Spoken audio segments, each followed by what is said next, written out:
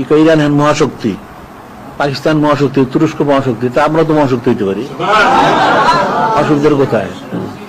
আমাদের লোক তো অনেক বেশি। ইরানে 12-13 কোটি, পাকিস্তান হলো 34-35 কোটি, তুরস্ক হলো 16-17 কোটি, তা আমাদের 151 কোটি। তা আমরা তো সবচেয়ে বড় মহাশক্তি উচিত।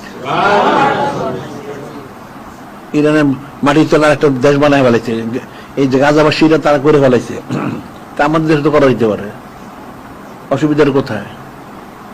নিজেরা না পারা তাহলে ইরান পাকিস্তান তুরস্ককে দাওয়াত দাও, আমাদের করে দাও, তারই করে দিব। অসুবিধার কি আছে? আমাদের অনেক খনিজ দ্রব্য আছে, এগুলো তুললে আমরা পৃথিবীর ধনী এক দেশ হয়ে যাবো। আমাদের তো অনেক কিছু আছে।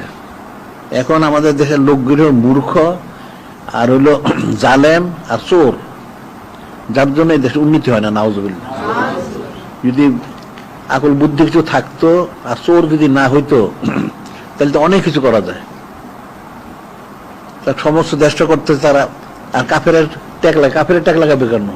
কাফেরও যদি করতে পারে, কাফেরকে অন্য কেউ করে দেয়, ফেরেশতা ওনারা করাই দেন, মানুষ যুদ্ধ করে, তা আমরা পারবো না কেন? আমাদের তো যুদ্ধ জাহাজ বানায়, তো যুদ্ধ বিমান বানানো যাবেন কেন? এখন তো বিমান দেখা যায় না, ওই যে মিসাইল দেয় দেখো না, একটা দেখ 10টা বিমান একবার ফালায় দেয়। ইরান এখন যে মিসাইল বের করছে, একটা 50টা বের হয়ে যায়। তো সেরকম তো আমরা বানাইতে পারি। আমাদের অনেক সম্পদ আছে। আমাদের দেশের লোকগুলো তো আকল বুদ্ধি নাই, দেশের মহব্বত নাই, মানুষের কোনো মহব্বত নেই, মানুষের কোনো গরিবের কোনো খবর নেয় না। দেখো না, কই ফুটপাত থেকে ব্যাপার তুলে দেয়, ওটা খাবো কি? এই যে মূর্খগুলি দোকান বন্ধ করলো সন্ধ্যা 7টা পর্যন্ত, আর এটা হলো একটা ইহুদির ষড়যন্ত্র, দেশের অর্থনীতির মন্দা সৃষ্টি করা। বিক্রিটা সাধারণত মাগরিব থেকে রাত 10 টাকার মধ্যে বিক্রি হয়, সকালের দিনে বিক্রি হয় না খুব একটা। তখন বন্ধ করে দিলে বাস তোমার অর্থনীতি মন্দা শুরু হয়ে গেল। নাউজুবিল্লাহ। এই যে মিল কারখানাগুলি বন্ধ করছে, চালু করেন না, তোমার ব্যবসা চলবে কোথেকে?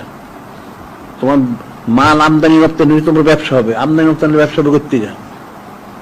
সব তো মূর্খ লোক। এটাকে অর্থনীতি সম্বন্ধে কোন নীতি এগুলি বুঝে না মূর্খগুলি। একটা দেশ উন্নতি করা যদি তার আকল বুদ্ধি থাকে, কোনো ব্যাপারই না। আমাদের তো সব আছে, কোনটা নাই?